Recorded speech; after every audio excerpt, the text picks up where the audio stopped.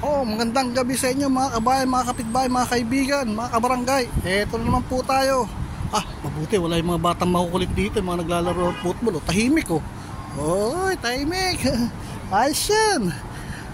Ayos yan, wala yung mga batang letmaku. Pasaway yung. Wala oh.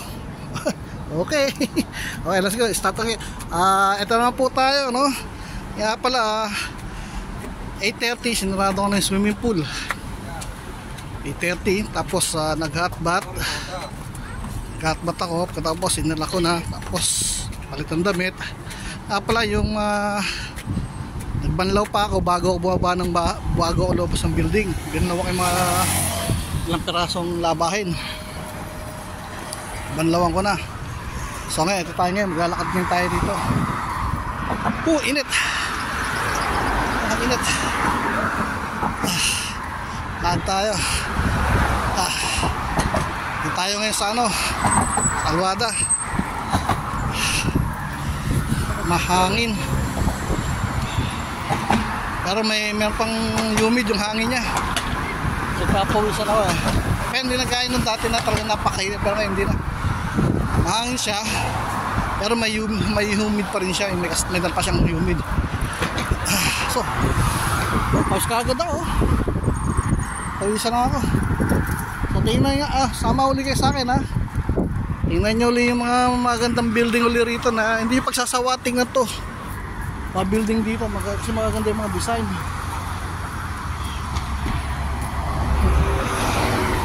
Ayan, yung bus dumaan. Hindi yung pagsasawating na yung mga building. Magaganda yung design, sa maliliwanag. Ayan o.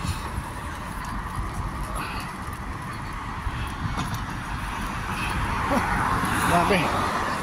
So sama kayo sa akin ha. Papasal ko ulit yung mga mata ninyo ha.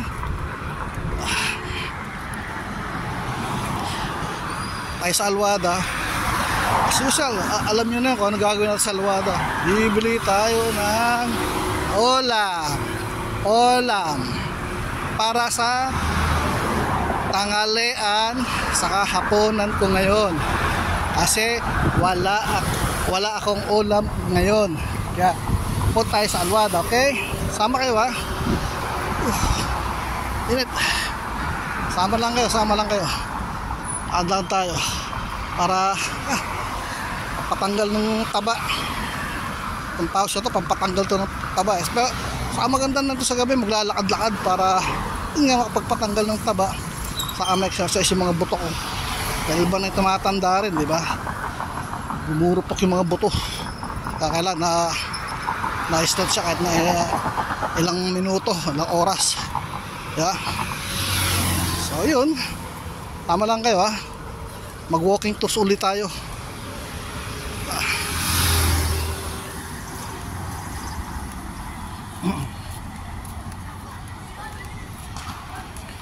Ay, mga batang mga letma ko yan. Mga batang makukulit. Akala mo kung sino rito sa itong pansama ngayon sa UAP.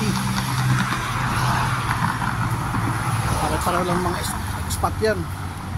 Pero mga bata, grabe, talo pa yung mga lokal na Arabs. Mas makukulit pa mga yan.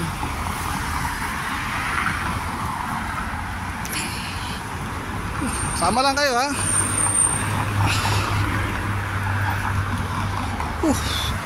Init.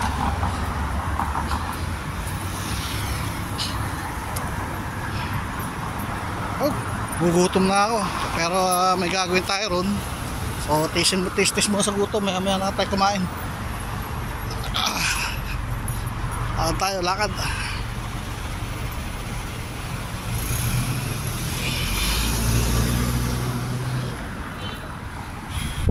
Tapos kagad ako. Kasi may humid pa siya eh. Sa next month ito okay na. Okay na yung klima, maganda-ganda na. Hindi nag-ano.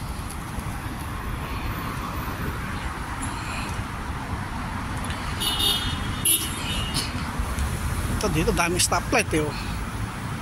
Sa Pilipinas may pedestrian nga, wala namang stoplight. Ayun, kaya maraming aksidente. Hindi naman uso sa Pilipinas yung bigayan, ano? Ang uso kung sino mauna. Sino mauna, dadampas sa patapangan. Ayun, maraming naababaril, nasasaks, nabubugbog. Dito sagana sa stoplight. Hindi naiwasan din yung mga aksidente. Marami rin nagagalit aksidente rito.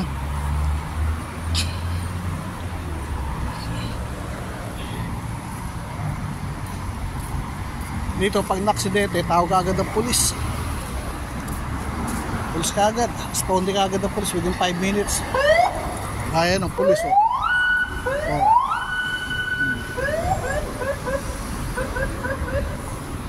Diba? Pulis kagad. Dungalan na pulis sa Pilipinas.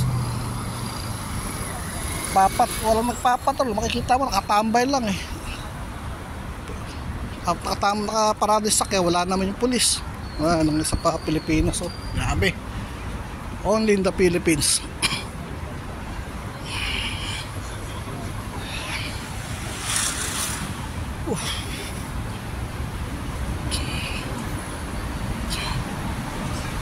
Sama lang kayo, ha. Pasyal tayo, ha. Pasyal ko uli kayo sa Luada.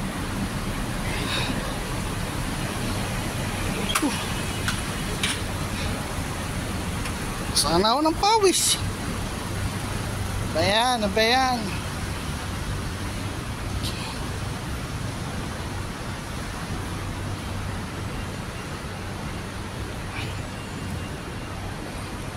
Lakad tayo, lakad lang.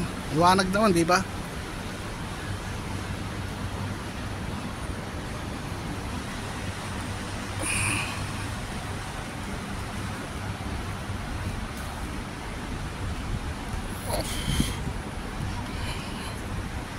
Okay, babu, see you again. Bye bye, thank you.